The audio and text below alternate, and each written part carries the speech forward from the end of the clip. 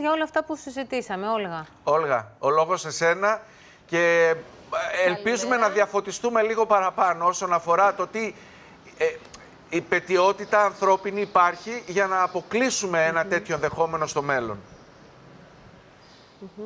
Βρισκόμαστε λοιπόν σε ένα κτέο και είμαι μαζί με δύο μηχανικούς αυτοκινήτων.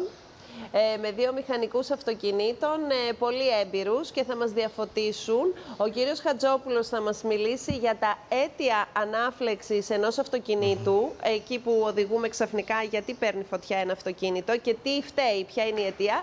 Και ο κύριος Σταυλαρίδης θα μας πει τι μπορούμε να κάνουμε εκείνη τη στιγμή. Αν μια μαμά με ένα παιδί μέσα στο αυτοκίνητο ή και με δύο ακόμα βρίσκεται μέσα στη μέση του δρόμου και παίρνει φωτιά το αυτοκίνητο, τι πρέπει να κάνει για να είναι ασφαλής, πώς να κινηθεί. Ακριβώς. Θα ξεκινήσουμε με τα αίτια ανάφλεξης, κυρία Χατζόπουλε. Τι φταίει? Να σας καλημερίσω καταρχήν στην κατάσταση του γυροκταίου. Τα αίτια είναι συνήθως η ελλειπής ή καθόλου συντήρηση του αυτοκινήτου. Τα βασικότερα αίτια είναι η μπαταρία, τα καλώδια τα ηλεκτρικά. Και εννοείται η μπαταρία, καλώδια ηλεκτρικά που δεν αλλάζουν. Που δεν αλλάζουν ή γίνεται κάποιο αυραχικύκλωμα. Και ουσιαστικά και κάποιες διαρροές που γίνονται κάτω στα καύσιμα. Υπάρχουν κάποιες ενδείξεις πριν γίνει κάποια ανάφλεξη έτσι ώστε να το προλάβουμε? Συνήθως δεν υπάρχουν ενδείξεις.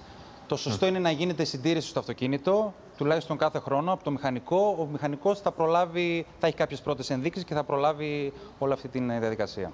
Και αν μας συμβεί αυτό το ατυχές γεγονός, το δυσάρεστο αυτό, τι πρέπει να κάνουμε για να είμαστε ασφαλείς, αν είμαστε μέσα στη μέση του περιφερειακού, για παράδειγμα, που δεν έχει και εύκολα, δεν συναντάς λωρίδα ασφαλείας. Καλημέρα. Καλημέρα. Τι πρέπει να κάνουμε? Καταρχήν θα πρέπει να προσπαθήσουμε όσο δυνατόν μας επιτρέπει ο χώρος να κάνουμε δεξιά στην άκρη.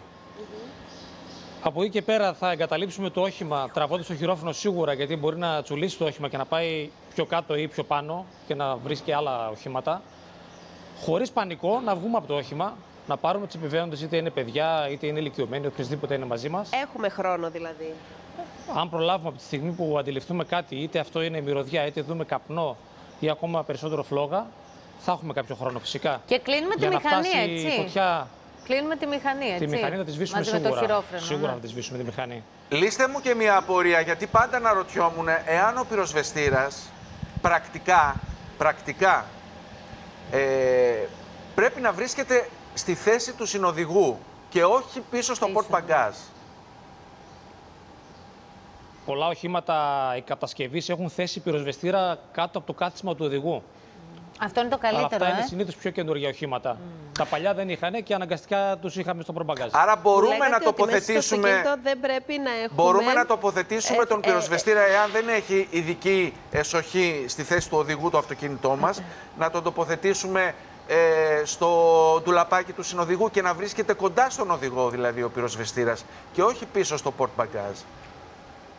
Υπάρχουν κάποιες υποδοχές στο εμπόριο που μπορεί να τοποθετηθεί όπου θέλετε ο πυροσβεστήρας.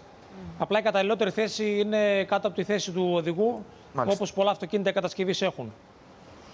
Χάρη και Έλσα, πριν από λίγο μου λέγανε εδώ, μου έλεγε ο κύριος Σταυλαρίδης ότι δεν πρέπει να έχουμε μέσα στο αυτοκίνητο έφλεκτα αντικείμενα. Ποια είναι αυτά? Δεν πρέπει να έχουμε σίγουρα αναπτήρες. Ναι. Αρωματικά σπρέι πολλές φορές από τον ήλιο μπορεί να σκάσουν. Ακόμη και γυαλιά ηλίου μπορεί να προκληθούν να βγάλουν φλόγα από αντανάκλαση. Στην πόλη τον ήλιο μέσα όταν είναι και κλειστό το όχημα. Να δεις όλα σχεδόν τα έχουμε. Το καλοκαίρι. Πάντως, κύριε Ταυλαρίδη, επειδή εσείς, τον κύριο Ταυλαρίδη, όλο ένα τελευταίο ερώτημα. Επειδή εσείς βλέπετε όλα αυτά τα οχήματα με τα μάτια σας καθημερινά, πολλές φορές οι πυροσβεστήρες είναι δηλαδή εν λειτουργία. Οι οδηγοί τα προσέχουν να μην έχουν λήξει, δηλαδή τηρούν τους κανόνες ασφαλείας. Γιατί καμιά φορά μπορεί να έχουμε και χρόνια να τους χρησιμοποιήσουμε και ξεχνάμε την αντικατάσταση. Και ο κύριος Χατζόπουλος θέλει να μας πει κάτι στο κλείσιμο. Οι περισσότεροι πυροσβεστήρες υπάρχουν στα οχήματα. Δυστυχώς δεν υπάρχει κατάλληλη εκπαίδευση. Ναι, εγώ δεν ξέρω πώς να τον ανοίξω, είναι αλήθεια.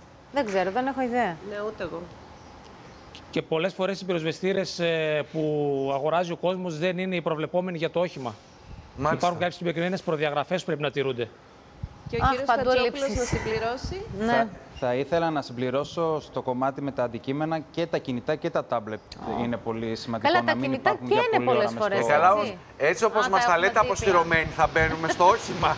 Αποστηρωμένοι θα μπαίνουμε, αποστηρωμένοι θα Τα βγαίνουμε. κινητά και είναι πολλές φορές το καλοκαίρι σε μέρες καύσωνα όταν τα βλέπει ο ήλιος μέσα στο αμάξι. Και είναι, σβήνουν κιόλας, δεν μπορούν να λειτουργήσουν. Σε κάποιο καιρό μέσα στο αμάξι.